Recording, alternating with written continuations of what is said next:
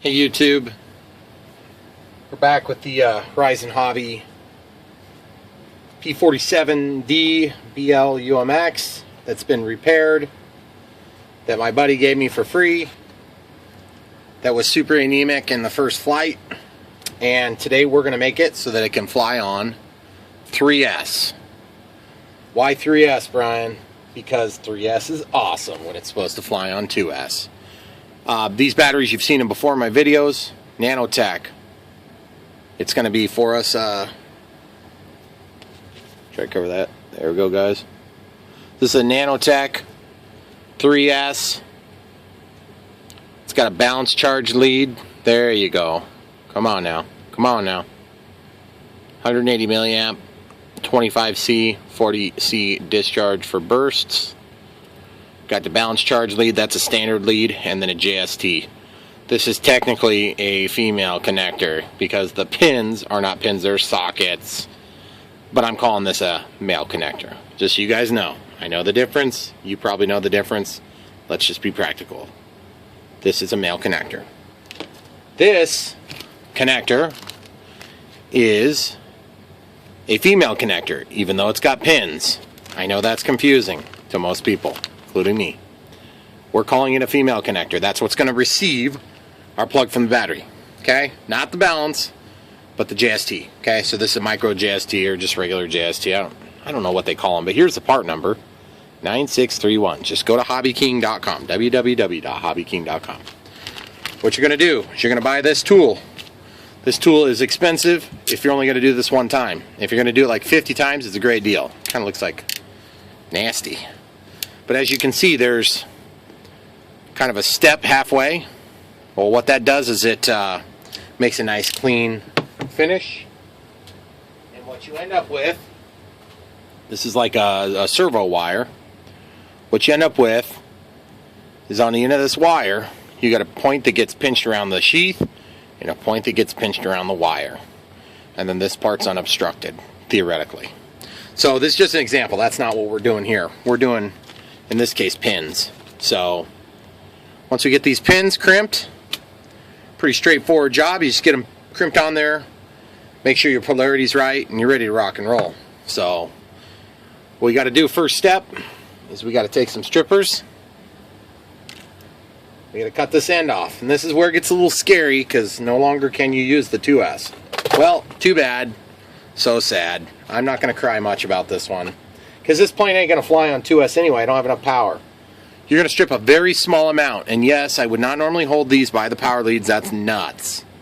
But just for you guys, because I love you guys at YouTube. See this? Yeah, baby. That's a very small amount. Super, super, super small amount. Okay? In fact, precisely what you want is the exact small amount to get through this little part. So what you're looking at is basically this part, guys, right there. Right there, this gap. That's what you want to be exposed copper. If you go back here with exposed copper, you're going to get a bad bite and that thing's going to rip off and you're going to end up causing a problem. So, remember, if you get this wrong and you unplug it and those leads short, nothing happens if the battery comes out. If it rips out in your battery, it can start a fire, it can burn you, you know, the world could end, dinosaurs could come back and eat you. Just be careful, okay? That's for the AMA members watching. So, got this opened up, guys. What we're going to do is we're going to take this thing, we're going to lay it in there. And you're going to say, well, what, you don't have the wire in there, Brian? Yeah, I know, duh. I'm just getting that first little crimpy crimp started. This makes it a lot easier on this crappy tool, okay? I'm sure they make a better tool. This is the one I got.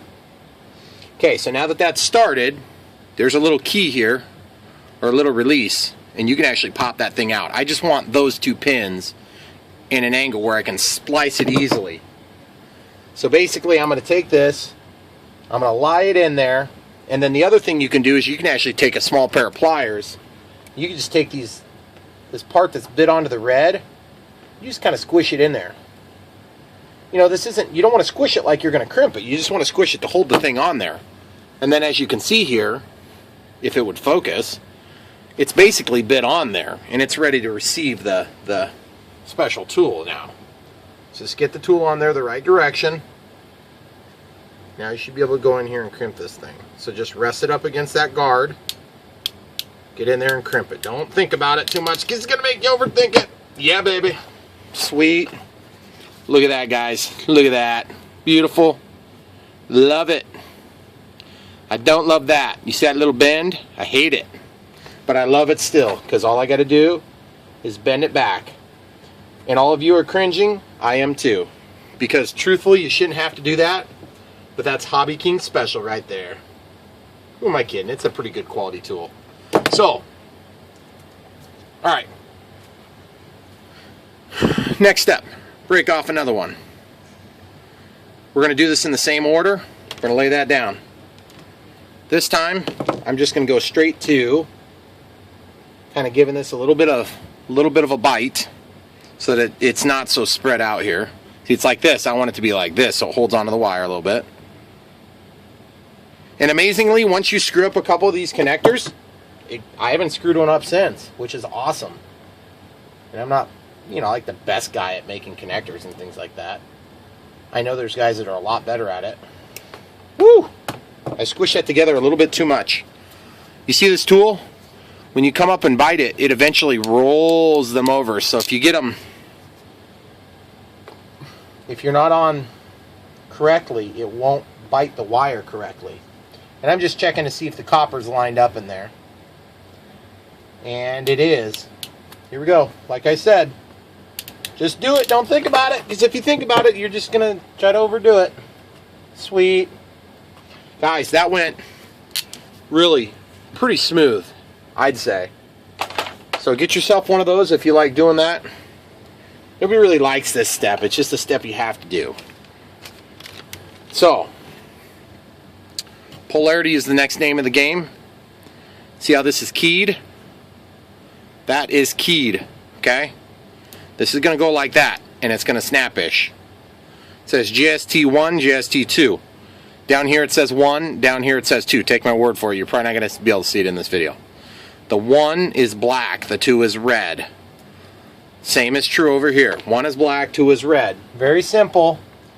There's a little slot here. That lower piece, that's where you put the key that sticks off of that wire now. That key goes on the slot side. So number 1 is black. Slide it in till you hear the snap.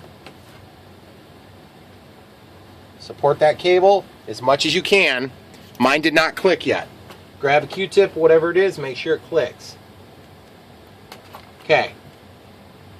So it clicked. Now, red is on 2. Slide it in. Listen for the click. Mine did not click yet. Oh, that son of a gun. I'm going to a flat screwdriver.